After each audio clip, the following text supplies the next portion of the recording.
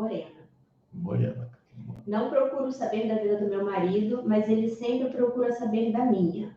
Quando ele não consegue saber de nada, ele pergunta e respondo que estou bem, obrigado. Devo dar satisfação a ele? Não, você não deve dar satisfação nenhuma a ele de nada. Aliás, desde a partir do momento que ele saiu de casa, você não deve nenhum tipo de satisfação a ele. Nenhuma.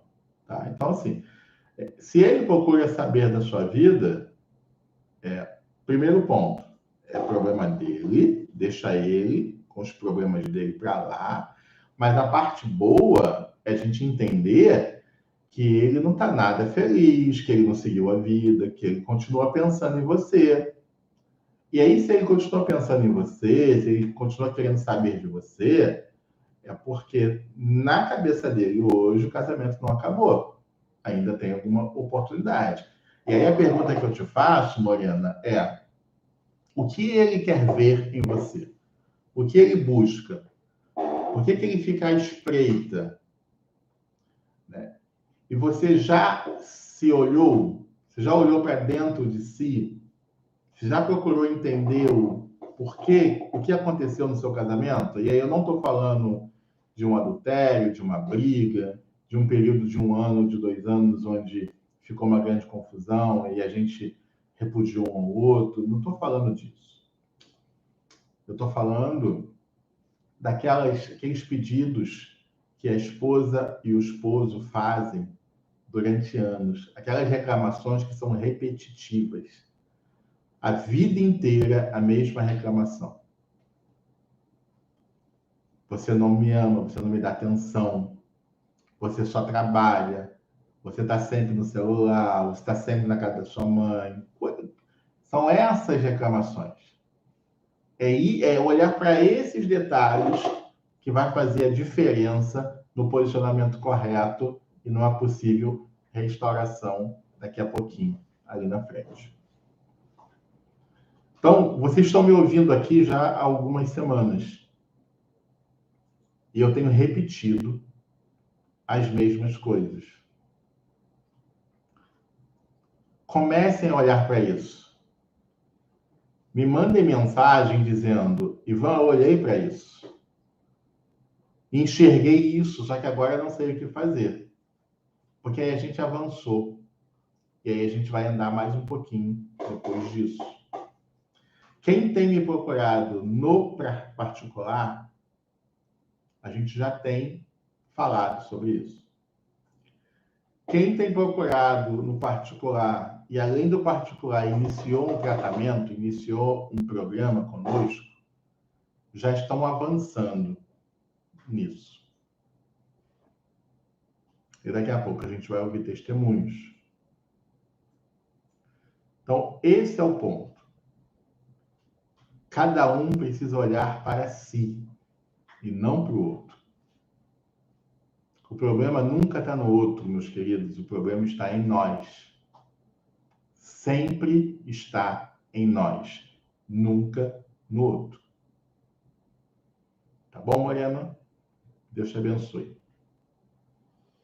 Luciana Aparecida. Meu esposo falou que Deus transforma a maldição em bênção e que Deus uniu o propósito e que lá ele plantar o bem com ela, ele vai colher o bem. Então, eu acho que eu já falei sobre isso aqui no canal, mas eu acho que eu falei rápido. E vou tentar aprofundar um pouquinho melhor hoje isso. Meu marido que disse que Deus transforma a maldição em bênção. É fato. Deus transforma a maldição em bênção. E aí, talvez esse seja um dos grandes problemas hoje do Evangelho, no mundo inteiro. Homens distorcendo a palavra a seu favor, buscando adaptar Deus, o Evangelho, a Bíblia, ao seu pecado ou à sua forma de ser. Isso a gente tem visto aos montes por aí, aos montes. Resultado é o que a gente tem de Evangelho no mundo inteiro. Um monte de pessoas se dizendo cristão e o mundo do jeito que está, de forma geral. E aí eu não preciso nem apontar para A, B ou C, porque não é isso que eu quero fazer e não vou fazer. É olhar para os fatos. No Brasil, nós somos declarantes 60% de cristãos. E o Brasil é um país corrupto. O Brasil é um país promíscuo. O Brasil é um país violento. Enfim, o Brasil é um país onde existe muita pobreza, muita corrupção, mas nós declaramos ser 60% de cristãos. Então a gente já sabe que está tudo muito errado. E um dos problemas é justamente esse. Então vamos entender o que diz o texto. Deus transforma a maldição em bênção. Como? Eu cometi erros, pecados, sair da presença de Deus, convivi com coisas erradas, fui amaldiçoado, estou vivendo debaixo de maldição, está tudo ruim. Me arrependi. Ou os meus pais fizeram, e a Bíblia diz que até a 4ª geração, se não houver arrependimento, você sofre pelos pecados de seus pais. Estou eu aqui na terceira geração, vivendo sob maldição de erros dos meus avós, como, por exemplo, não consigo prosperar, e eu me arrependo. Coloco minha vida diante do Senhor, coloco minha vida no altar, peço perdão pelo meu pai, peço perdão pelos meus avós. Deus olha e em qualquer situação que eu tiver, Ele vai me abençoar e transformar aquela maldição em bênção a partir do arrependimento. Ah, Ivan, nunca ouvi falar sobre isso. Tá bom, então vamos para a Bíblia. Ruth, Moabita. Quem são os Moabitas? Um povo amaldiçoado por Deus até a 10ª geração. Essa é a maldição que Deus lança sobre os Moabitas, que eram inimigos do povo de Israel. Então, diante de uma guerra que Deus usou e abençoou os israelitas, eles venceram a guerra e Deus amaldiçoou aquele povo por 10 gerações.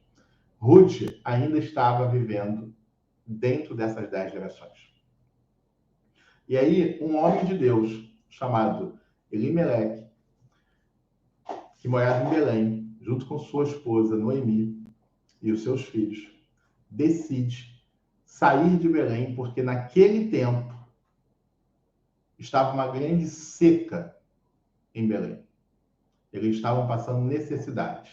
E naquele momento, em Moabe, as coisas estavam normais. Ele decide sair de Belém, que é chamada de Terra do Pão, Terra da Provisão, e sai e vai para Moabe, uma terra amaldiçoada, acreditando que lá ele sustentaria sua esposa e seus filhos. Resultado: depois de pouco tempo naquela terra, Elimeleque morre.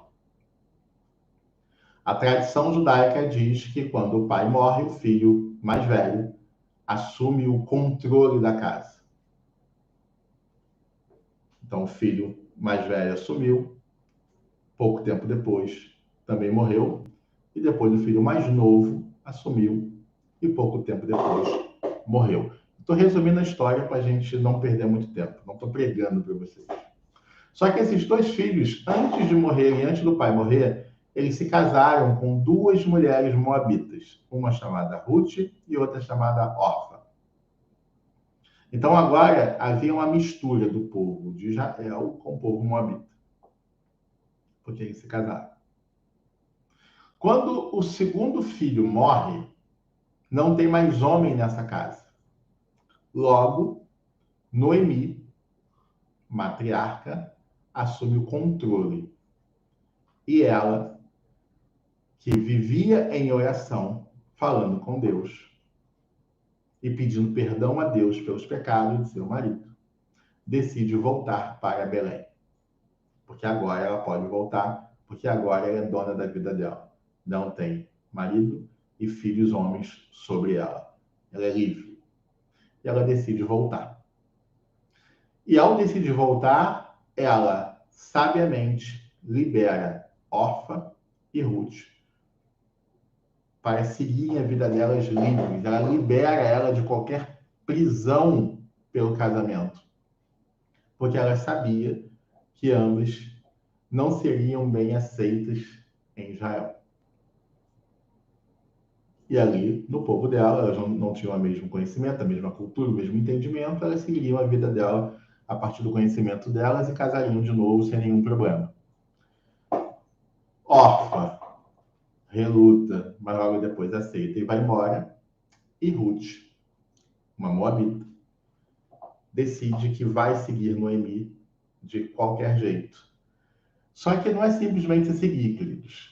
Durante essa discussão entre Noemi e Ruth, Ruth faz a seguinte declaração para Noemi: aonde você for, eu vou. O teu povo é o meu povo. O teu Deus é o meu Deus. Nesse momento, a maldição sobre Ruth foi quebrada.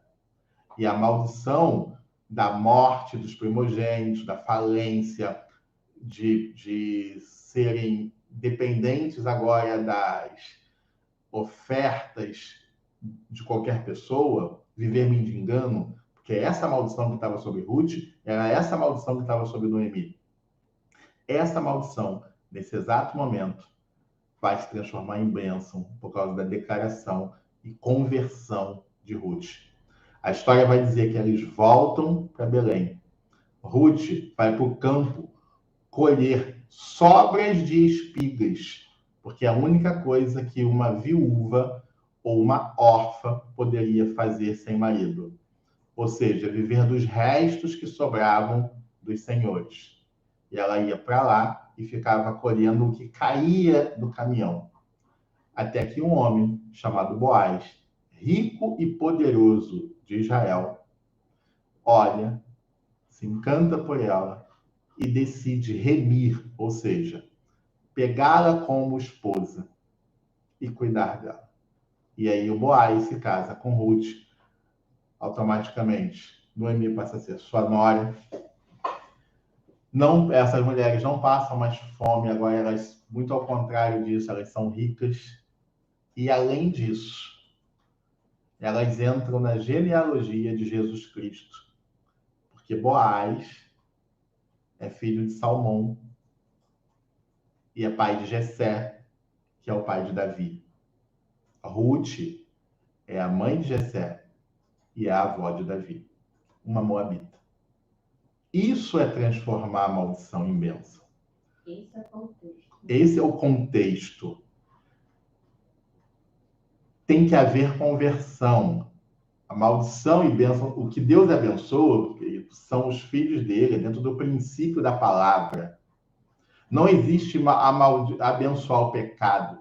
Vocês não vão encontrar na Bíblia nenhum momento onde Deus abençoou o pecado, a ação pecaminosa.